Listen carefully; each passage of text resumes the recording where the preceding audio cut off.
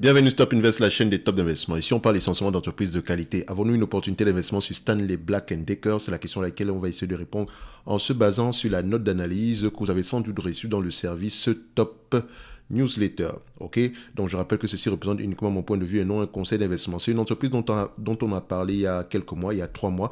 Justement, on s'était appuyé sur une note d'analyse également il y a 3 mois. Donc, même présentement, on va juste faire la mise à jour de cette note d'analyse-là, voir à peu près ce qui a lieu ce qui s'est passé sur le dernier trimestre, parce elle se base essentiellement sur le trimestre qui s'est terminé au mois de septembre, donc le septembre 2022, je précise bien, parce qu'elle va publier ses résultats financiers le 2 du mois de février. Ok, donc vous savez déjà que sur cette vidéo-ci, vous saviez à peu près que c'était une entreprise en pleine transformation en date d'aujourd'hui. Donc, c'est une entreprise, quand une entreprise est en pleine transformation, c'est-à-dire que quand elle essaye de se départir de certains segments d'activité pour se reconcentrer sur d'autres segments d'activité ici et qu'elle fait des acquisitions, etc., il faut absolument avoir une confiance au management. C'est très important. D'accord? Donc, on va se dire ici que c'est même une restructuration.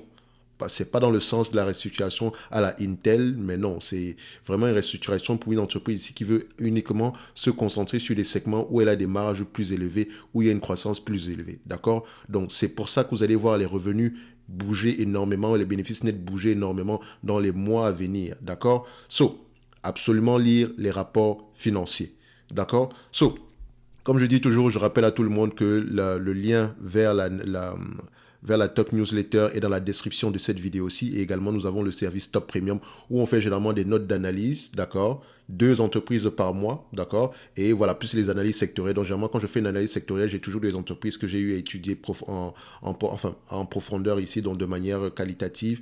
Donc, généralement, ces entreprises-là sont disponibles uniquement pour les personnes qui en font la demande dans le service Top Premium. Ok, donc également plus les 2 entreprises que je considère sous-évaluées ce mois-ci. Donc aujourd'hui on a reçu la seconde entreprise, donc tout le monde, tous ceux qui sont abonnés au service Top Premium présentement ont reçu la seconde entreprise. Donc c'est pas juste qu'on présente l'entreprise, on la suit également. Donc tant que le scénario de départ, parce que si je vous la présente c'est parce qu'elle est sous-évaluée, tant que le scénario de départ est toujours l'actualité, on continue à suivre la compagnie. Et vous-même, vous pouvez aller voir le prix est tout simplement modique pour tout ce qui est proposé à l'intérieur, plus les analyses quantitatives. Analyse quantitative, c'est quoi? Vous pouvez demander d'analyser n'importe quelle compagnie et je le fais généralement sous une période maximum de 7 jours ici. OK? Dépendamment également du volume de demande. Donc, ici, Stanley Black Decker, on en a parlé, c'est une compagnie, la première fois qu'on l'a étudié, on était aux alentours de 111 dollars. La deuxième fois, on était aux alentours des 80 dollars par là, ok? Donc le 111, j'aimais déjà, mais bon, l'opportunité n'était pas extraordinaire. Donc comme je l'ai dit toujours, si vous prenez en considération, quand vous évaluez une entreprise, il faut toujours vous garder une marge de sécurité. D'accord? La première chose qu'on a fait sur cette vidéo-ci, on s'est basé essentiellement sur des chiffres. Ok, avant même de lire les rapports financiers. Parce que je pense que si j'avais lu les rapports financiers à cette période-ci, mon avis aurait été complètement, pas complètement différent, mais j'aurais été plus prudent parce que j'étais trop optimiste ici. D'accord? Sur le plan des chiffres, c'était bien dans le passé. Donc, il faut faire attention. Quand on lit les rapports financiers, quand on analyse quantitativement une entreprise ici, il faut toujours avoir une confirmation en lisant les rapports financiers. Donc la confirmation vient ici. Donc c'est-à-dire qu'à moi, après cette vidéo, si je n'achète pas l'entreprise, je lis les rapports financiers. Après lecture, j'ai une autre vision de l'entreprise ici aujourd'hui. Je sais qu'on a des difficultés présentement, mais je sais qu'on est en pleine transformation actuellement. Donc je m'attends à ce que les revenus fluctuent, les marges fluctuent. Donc je sais déjà que dans ma tête, mon logiciel va me demander ici de me concentrer absolument sur le management. D'accord? Il faut que le management soit de qualité parce que cette entreprise n'est pas destinée à des personnes qui aiment la tranquillité. Je vous le dis déjà. D'accord? On va lire la note ici rapidement. Alors, Stanley Black Decker est sous pression. L'entreprise a affiché un bénéfice intérimaire de 0,76 dollars par action en septembre, soit 2 cents de moins que l'estimation et 73% de moins que le résultat de l'année précédente, sur une baisse des ventes de 3,4%. Le chiffre d'affaires de Stanley Black Decker, c'est SWK, a été affaibli par un environnement macroéconomique difficile qui a eu un impact négatif sur la demande des consommateurs et la demande européenne la demande des consommateurs en général, la demande européenne en particulier.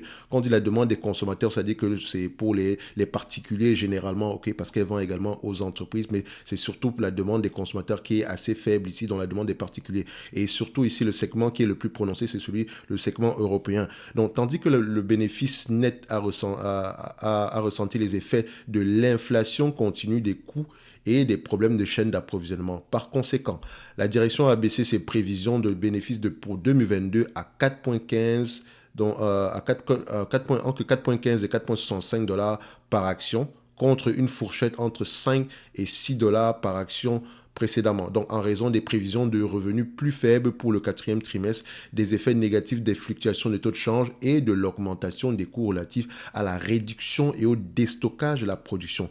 Il faut vous rappeler ici que pendant la pandémie, ces entreprises avaient produit énormément, d'accord, parce que la demande était un tout petit peu élevée. Ces entreprises avaient produit énormément, ce qui veut dire que, bon, on s'attendait à ce que la demande continue à augmenter. Et il faut également vous rendre compte que les clients, d'accord, avaient consommé, quand je dis les clients, donc les entreprises, les magasins, etc., parce qu'elles vont à peu près dans les magasins de bricolage, etc. Donc, ces magasins avaient commandé énormément de stock de volume, ok, pour pouvoir se protéger par rapport aux variations par rapport aux problèmes au niveau de l'approvisionnement, etc. Bref, et des pénuries également. Vu qu'on a exporté énormément, la demande n'a pas trop suivi. D'accord? Donc, on se retrouve avec énormément de stocks sous les bras qu'on doit écouler. Donc, on doit faire des discounts. Donc, maintenant, également, elle doit faire du déstockage. Donc, il y a de fortes chances qu'il y ait une pression également au niveau des marges brutes ici. D'accord? Donc, parce que voilà, on n'aura pas le choix que de vendre ça rapidement. Vous avez vu ici que Nike a connu à peu près la même chose, même si Nike n'est pas à peu près dans le même segment d'activité ici, mais ça reste ici. Ça reste également ici de la vente, on va se dire entre parenthèses, en gros. On va le dire comme ça, d'accord? Mais quand je dis vente en gros, en fait, c'est vraiment entre parenthèses ici. OK? Donc, vous comprenez ce que je veux dire. Pendant ce temps, l'entreprise est au milieu d'un programme global de réduction des coûts.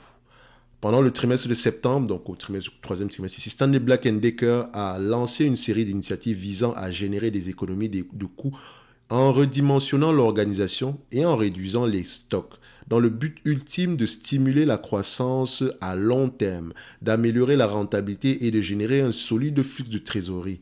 La direction s'attend à ce que les initiatives génèrent des économies d'environ 150 à 200 millions de dollars au cours de l'année qui vient de s'achever dans 2022. D'accord? Donc, on le verra. Ce que je suis en train de marquer présentement, quand on va lire les rapports financiers qui vont sortir au mois de février, il faut absolument vérifier s'ils ont atteint cet objectif-là. C'est comme ça qu'on juge le management. Je ne veux pas un management qui me mentionne quelque chose et après change d'avis plus tard. Si vous avez dit 150 millions en termes de coûts, d'économie, je veux au moins 150 millions, sinon plus. Ok, mais maintenant, quand on parle d'économie de coûts, à quel niveau? Parce qu'on ne peut pas faire des économies jusqu'à l'os. Il faut faire attention, ça pourrait avoir un impact à long terme sur la compagnie. Ok? On dit ici 1 milliard de dollars d'ici 2023 et environ 2 milliards de dollars d'ici 2025. Ça, je note. Hein. Quand le management dit 200 millions, 150 millions minimum 2022, 1 milliard 2023 et 2 milliards 2025, je note. Si l'objectif n'est pas atteint déjà en 2022, je mets déjà un point rouge. OK? Et au courant de l'année ici, 2023, je veux voir absolument que la moitié des 1 milliard soit déjà atteint. Parce que je pense, techniquement, si on prend l'année ici, sur 6 mois, on va se dire que 250, 250. Donc, attention.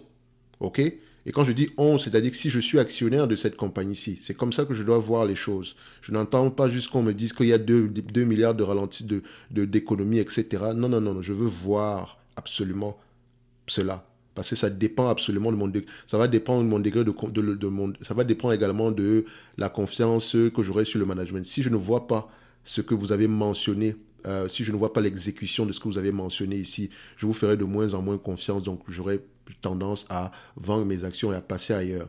Parce que le management est très important et encore plus sur les entreprises pareilles. Comme je vous le disais, sur le cas d'Intel, le management est déterminant. Parce qu'Intel se retrouve dans ce genre de situation à cause du management. Et elle ne peut que sortir de cette situation-ci grâce au management. OK? Donc le management dans une entreprise est déterminant.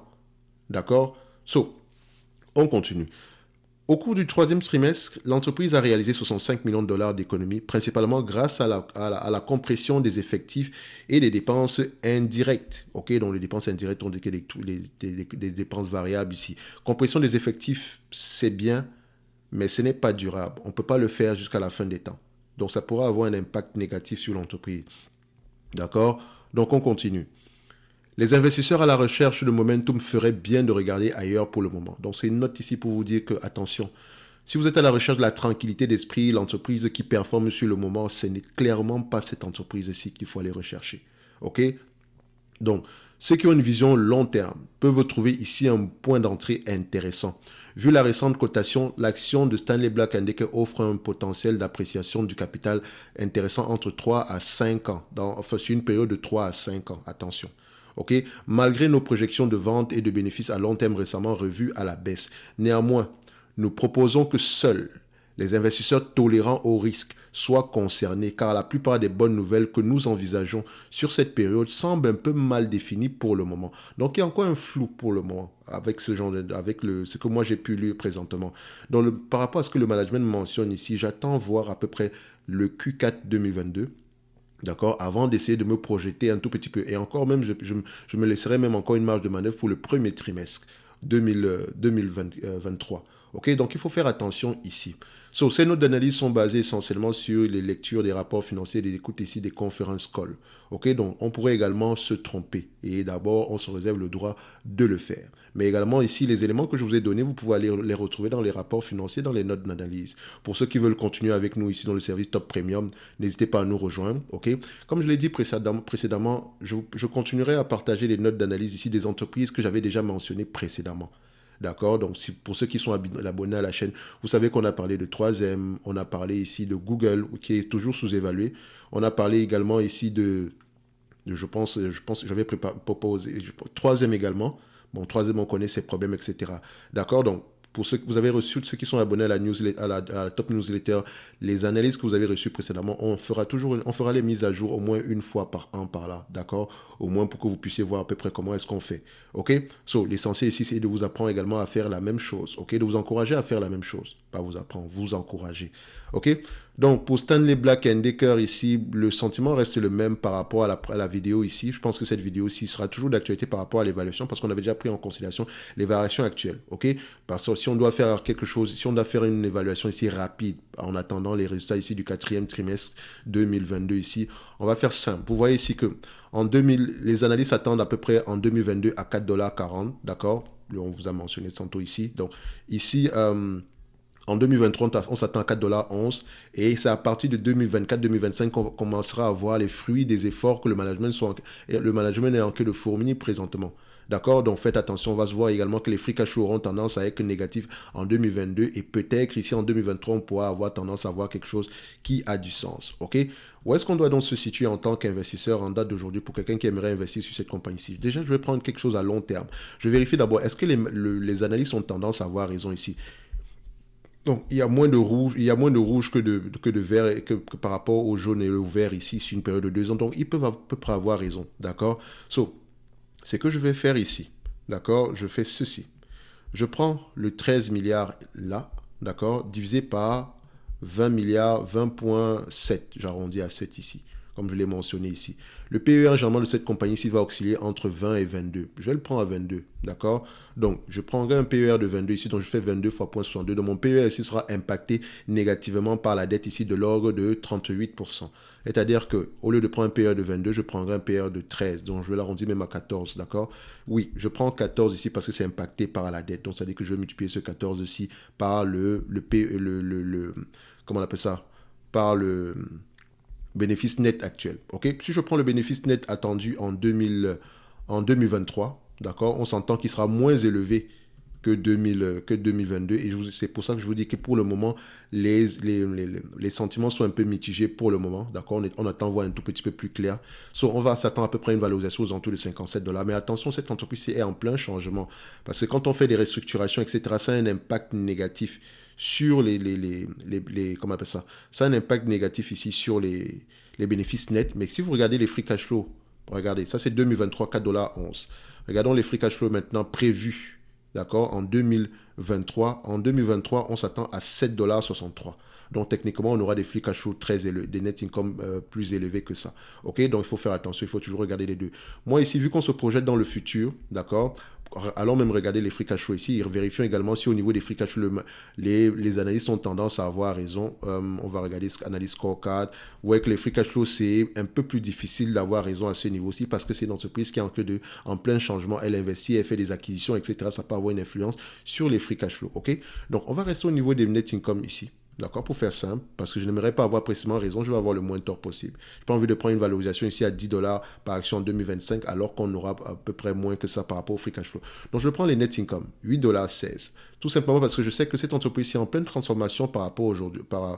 Si elle est en pleine transformation, elle ne se transforme pas pour avoir moins de bénéfices nets que précédemment, parce qu'elle n'était pas obligée de se transformer en fait. Elle n'est pas obligée de le faire.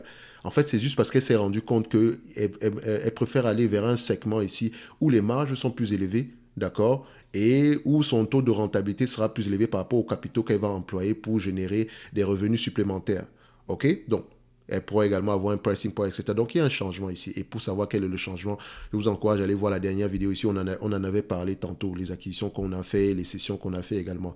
So, ici, en termes d'évaluation, je prends ce qu'on va attendre en 2025. Tout en vous mentionnant qu'il faut le prendre avec des pincettes. 2025. On était à 14 fois les bénéfices, n'est-ce pas? Entre-temps, si la dette nette diminue, etc., ce ratio aussi pourra changer. On pourra se rapprocher du 22 ici. Donc, multiplié par 8,16. So, en date d'aujourd'hui, on pourrait se dire qu'on a une évaluation aux alentours de 114 dollars l'action, de manière conservateur. Si on est conservateur ici, c'est 114 dollars l'action. Je vous mentionne également que quand on achète une entreprise à 14 fois les bénéfices ici, même si ce sont les bénéfices futurs, c'est un rendement de 7%. Donc ça veut dire que même à 14 fois ici, on est déjà sous-évalué. Mais attention, le 14 fois ici, on l'a pris uniquement parce que ça prend en considération la dette. D'accord? So, le 114 dollars l'action, c'est le premier niveau. C'est ce qu'on attend d'avoir pour Stanley Black & Decker. Donc, en termes de dividendes, est-ce que cette compagnie, ça a les moyens de payer le dividende en date d'aujourd'hui? Oui. Elle a les moyens de vous payer ce dividende-là. OK? Donc, le 5% ici, c'est assez safe, même si on aura une certaine pression à ce niveau-ci, mais je pense que ça va aller dans le futur. Elle ne va pas couper. Enfin, il y a de fortes chances qu'elle ne coupe pas son dividende pour le moment. OK? So, on ira voir à peu près à quoi ça va ressembler les résultats ici du 4e trimestre. Mais comme je l'ai dit, soyez prudents sur ce genre d'entreprise aussi. D'accord? Vous voyez que quand on regarde uniquement les états financiers, enfin, pas les états financiers, mais les chiffres, d'accord, on peut manquer 50% de l'histoire. On peut manquer une partie de l'histoire. Donc, on lit toujours les rapports financiers, quand bien même on a une opportunité d'investissement exceptionnelle. L'opportunité d'investissement exceptionnelle est uniquement confirmée dans la lecture des rapports financiers. Qu'est-ce qu'on fait? La taille du marché? Quelle est la stratégie à court terme par rapport aux marges? Est-ce qu'on a un pricing power? Est-ce quel est le niveau d'endettement? Quels sont les taux d'intérêt ici? Quelle est la maturité de cette dette-là? Quels sont les covenants sur cette dette-là? Donc voilà, il y a des informations que vous devez poser quand vous lisez les rapports financiers. OK? So, je vous encourage vivement à le faire pour toutes les compagnies. Et vous savez qu'ici, on prône uniquement la lecture des rapports financiers. Ça vous libère. Ça vous évite de faire des erreurs monumentales. Moi, je vous dirais, personne n'aime lire. Moi, le premier. Mais voilà, je n'aime pas également perdre de l'argent. Donc, je me force à lire. D'accord? So, c'est très, très important parce qu'à la fin de la journée, quand on a des variations extrêmes, par exemple, vous avez vu la variation sur Intel. Vous savez pourquoi le marché n'a pas réagi? C'est parce que c'était déjà dans les rapports financiers précédemment. Les gens ont été surpris de voir 40%, extraordinaire, ça a baissé. Mais non, en fait, on s'était déjà mentionné, même pas mentionné qu'on devait avoir 40%, mais on savait que la période à venir allait être assez compliquée. Et comme je l'ai dit tantôt, vous avez pu la voir avec la note d'analyse précédente. OK? So, c'est les faits sont là, c'est pas comme si on a inventé quelque chose, donc la vidéo est toujours disponible ici. Le moment où on parlait par rapport à ce qu'on a dit et par rapport à ce qui se passe présentement. Et c'est pas, comme je dis toujours, on se réserve également le droit de se tromper, on peut également avoir de très bonnes surprises, mais on était déjà assez pessimiste pour le moment et on savait pourquoi est-ce qu'on devait être assez pessimiste, en tout cas pour les années à venir. Pour le moment ici, Intel continue à livrer la marchandise, Stanley Black & Decker continue à livrer la marchandise, mais attendez-vous à une année 2023 assez compliquée, une année 2022 moins bonne que ce qu'on a connu en 2021. Donc si vous voyez ici, quand on va publier les résultats financiers de 2021, on va vous dire, ah oui, 2022, on va vous dire, ah oui, le bénéfice net est inférieur ici à 50% par rapport à ce qu'on a eu précédemment en 2021. Donc elle a eu de très mauvais résultats financiers. Techniquement, c'était déjà prévu. Pourquoi est-ce qu'elle a eu de mauvais résultats financiers? Ces résultats financiers, pourquoi est-ce qu'on les caractérise de mauvais? Si cette entreprise a fait des cessions, elle a fait des acquisitions. Donc, ce sont des éléments qui ne sont pas encore rentrés dans les cours ici. Donc, il faut faire attention. Ceci n'est que mon avis et non un conseil d'investissement. Comme d'habitude, je me réserve le droit de me tromper. Le lien, ça fait toujours plaisir, un abonnement, un like, le lien vers la top newsletter et le service top premium est dans la description de cette vidéo aussi. Et on se dit à bientôt. Merci.